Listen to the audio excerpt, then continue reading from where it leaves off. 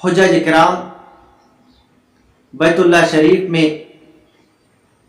مکہ مکرمہ میں حج کی ادائیگی کے بعد اپنا اپنا وطن اور اپنا اپنا گھر واپس ہو رہے ہیں۔ جب ان حجاج کرام کی وطن واپسی ہوتی ہے اور وہ ایئرپورٹ میں جہاز سے اترتے ہیں یا پھر کسی اسٹیشن میں ٹرین سے اترتے ہیں تو ان کے استقبال کے لیے ان کے چاہنے والے لوگ، ان کے جاننے والے اعزاء و اقارب وہاں اکٹھے ہو جاتے ہیں، جمع ہو جاتے ہیں۔ کیوں؟ تاکہ ان کا پرتپاک استقبال کیا جائے، تاکہ ان کا پرجوش خیر مقدم بجا لایا جائے، خیر مقدم ان کو پیش کیا جائے۔ یقیناً کسی کی آمد اور سفر سے واپسی کے بعد ان کا تہ دل سے استقبال کرنا، ان کو خوش آمدید کہنا، یہ عذر شریعت غلط نہیں ہے، بلکہ بعض جگہوں میں اس کی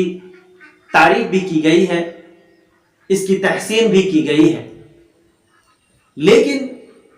حجاج کرام کا استقبال اس انداز میں کرنا، اس حد تک اس میں گلو بجا لانا کہ ان کی آمد پر ہم ڈھول اور طبلہ بجانا شروع کر دیں، ہم ان کی آمد پر کئی کلو کی ہار بنا کر، کئی کلو کی مالا بنا کر ان کے گلے میں ڈالیں، اور یہی نہیں بلکہ اس کے علاوہ کچھ ایسے انداز میں، انوکھے طریقے سے ہم نت نئے انداز میں ان کا استقبال کرنے کی کوشش کریں کہ غیر بھی اپنے تو اپنے غیر بھی ہمارا مذاق اڑانے لگے۔ اس نوبت تک استقبال ہمیں نہیں کرنا ہے، بلکہ اس استقبال کو، اس خوش آمدید کو ہمیں اسی مرتبے پر رکھنا ہے جس مرتبے پر اس کو رکھنا چاہیے۔ استقبال کرنا کوئی غلط بات نہیں ہے، بلکہ کسی کے سفر سے واپسی کے بعد اس کے استقبال کا ثبوت حدیث میں ملتا ہے، لیکن بالکل سادے انداز میں۔ حدیث میں آتا ہے، بخاری شریف کی حدیث ہے، نبی پاک صلی اللہ علیہ وسلم جب سن 8 ہجری میں فتح مکہ کے وقت مکہ تشریف لائے تو آپ صلی اللہ علیہ وسلم کا استقبال کرنے کے لیے مکہ کے افراد اور خاص اشخاص آگے بڑھے، یہاں تک کہ حضرت عبداللہ ابن عباس رضی اللہ تعالی عنہما بیان فرماتے ہیں کہ لما قدم النبی صلی اللہ علیہ وسلم مکہ استقبلہ اغیلمۃ بنی عبد المطلب فحمل واحدا بین یدیہ والآخر خلفہ، رواہ البخاری۔ وہ بیان فرماتے ہیں کہ جب نبی کریم صلی اللہ علیہ وسلم مکہ تشریف لائے فتح مکہ کے وقت، تو جو بنو عبد المطلب کے کچھ بچے، چھوٹے چھوٹے ننھے منھے بچے استقبال کے لیے آگے بڑھے۔ جب وہ قریب آ گئے، نبی کریم صلی اللہ علیہ وسلم کے بالکل قدم کے پاس آ گئے، آپ صلی اللہ علیہ وسلم نے اپنی سواری پر، ذاتی سواری پر ایک بچے کو اٹھا لیا اور اس کو اپنے سامنے بٹھایا، یعنی سواری ہی پر سامنے بٹھایا، والآخر خلفہ، اور دوسرے بچے کو اپنے پیچھے بٹھا لیا۔ تو جہاں ایک طرف اس حدیث میں استقبال کا ثبوت ملتا ہے تو اس کا طریقہ بھی ملتا ہے۔ جہاں ایک طرف استقبال کا ثبوت ملتا ہے تو جس کا استقبال کیا جائے اس کا ادب بھی سمجھ میں آتا ہے کہ کس طریقے سے استقبال جس کا کیا جائے اس کو بھی استقبال کرنے والوں سے کس طرح پیش آیا جائے، یہ اس حدیث سے بالکل واضح ہے۔ اسی استقبال کو ہم نے اور آپ نے غلط رخ دے دیا ہے۔ اس کا معنی اور مطلب ہم نے اس حدیث ہی سے نکالا اور کہا کہ استقبال کرنا چونکہ جائز ہے اس لیے ہم ایک قدم آگے بڑھا دیتے ہیں اور حاجیوں پر ان کے استقبال کے لیے پھول برسایا جاتا ہے، ان کے استقبال کے لیے مجلسیں قائم کی جاتی ہیں، ان کے استقبال کے لیے محفلیں قائم کی جاتی ہیں، ان کے استقبال پر دعوتیں اڑائی جاتی ہیں، ان کے استقبال پر گھروں کو سجایا جاتا ہے، گھروں کو در و دیوار کو مزین کیا جاتا ہے۔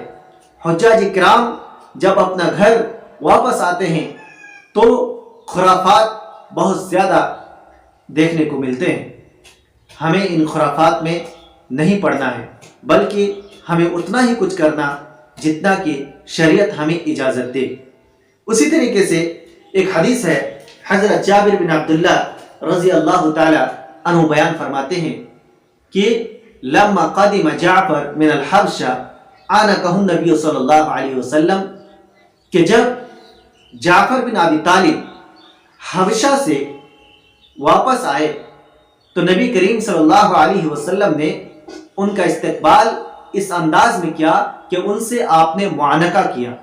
یعنی ان سے آپ نے گلے سے گلے لگایا، ان کو گلے لگایا، ان سے معانقہ کیا۔ یہ حدیث بالکل صحیح ہے۔ اس حدیث سے اتنا اخذ کیا جا سکتا ہے کہ جب حجاج کرام گھر تشریف لائیں، ان کی آمد ہو جائے تو رشتہ داروں کو چاہیے، اعزاء اقارب کو چاہیے کہ وہ جب ملنے کو آئیں تو ان سے معانقہ کریں، ان سے مصافحہ کریں، ان سے سلام و کلام بجا لائے اور ان سے اچھی گفتگو کریں، اس طرح کی اللہ رب العالمین آپ کے حج کو حج مبرور بخشے، اللہ رب العالمین آپ کے حج کو حج مبرور قرار دے، آپ کے حج کو قبولیت بخشے، اس طرح کی دعائیں ان کو دیں۔ اسی طریقے سے ایک اور حدیث ہے جس کے راوی حضرت انس رضی اللہ تعالی عنہ ہے، وہ فرماتے ہیں کہ کان اصحاب النبی صلی اللہ علیہ وسلم اذا تلاقوا تصافحوا واذا قدموا من سفر تعنقوا۔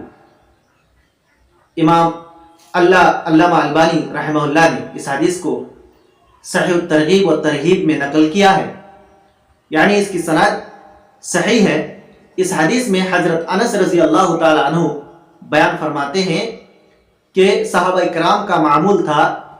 کہ جب وہ آپس میں ایک دوسرے سے ملتے تو وہ مصافحہ کیا کرتے تھے، ہاتھ ملایا کرتے تھے ایک دوسرے سے۔ وَإِذَا قَدِمُوا مِن سَفَرٍ، اور جب وہ کسی سفر سے واپس ہوتے تو واپسی پر تعانقوا، ایک دوسرے کے گلے ملتے، ایک دوسرے سے معانقہ بجا لاتے، معانقہ کرتے۔ اس حدیث سے بھی پتہ چلتا ہے کہ جب کوئی مسافر چاہے وہ حج کے سفر سے واپس آئے، چاہے وہ کسی اچھی تجارت کے غرض سے گیا تھا اور اس سے واپس آئے، یا کسی اور کار خیر کے لیے وہ باہر گیا ہوا تھا، دعوت و تبلیغ کے لیے گیا ہوا تھا اور وہ آ رہا ہے، کسی جلسے میں گیا ہوا تھا، آیا تو اس سے ملاقات کے وقت اس سے مصافحہ کرے، اس سے ملے اور دعا یا کلمات سے ایک دوسرے کو نوازے، اتنا جائز ہے۔ لیکن ہم اور آپ اسی چیز کو بدل دیا کرتے ہیں اور اس چیز کا مفہوم اس اعتبار سے لینے لگتے ہیں کہ اس میں غلو پایا جاتا ہے، اور اسلام کسی بھی کام میں غلو کو پسند نہیں کرتا ہے، بلکہ غلو کو اسلام نے ناپسند کیا ہے۔ اگر ہم اس میں اس حد تک غلو کرنے لگیں کہ حجاج کرام کی آمد پر ان پر پھول کے ہار پہنانے لگے، ان کو پھول کی ہار ان پر مالا ڈالنے لگے، ان کو پھول اس طرح سے برسائے کہ وہ اس کا وجود ہی ڈھپ جائے پھول سے، تو یہ شریعت اس کی فضول خرچی کی اجازت نہیں دیتی ہے۔ ان المبذرین کانوا اخوان الشیاطین، کہ جو لوگ مبذرین ہیں، جو لوگ حد سے زیادہ پیسے کو بیجا خرچ کرنے والے لوگ ہیں اور بجا استعمال نہیں کرتے اپنی دولت کا، تو ایسے لوگ شیطان کے بھائی ہیں۔ اسی طریقے سے اور بھی دوسری جگہ اسراف کرنے والوں کو ناپسند کیا گیا ہے اور اس کی مذمت قرآن میں بیان کی گئی ہے۔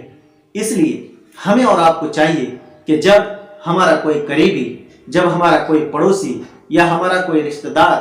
حج میں گئے ہوئے ہیں، وہ واپس گھر کو آئے، تو ہم ان سے سلام کلام کریں، ہم ان سے معانقہ کریں، ہم ان سے مصافحہ کریں، ہم ان سے دعائیہ کلمات کا تبادلہ کریں، لیکن فضول خرچی کی حد تک نہ اپنے آپ کو پہنچائیں۔ یہی شریعت کا اصول ہے، یہی اسلامی دعوت ہے۔ امید ہے کہ آپ تمام حضرات نے ان باتوں کو غور سے سنا اور انشاءاللہ اس پر عمل پیرا ہونے کی بھی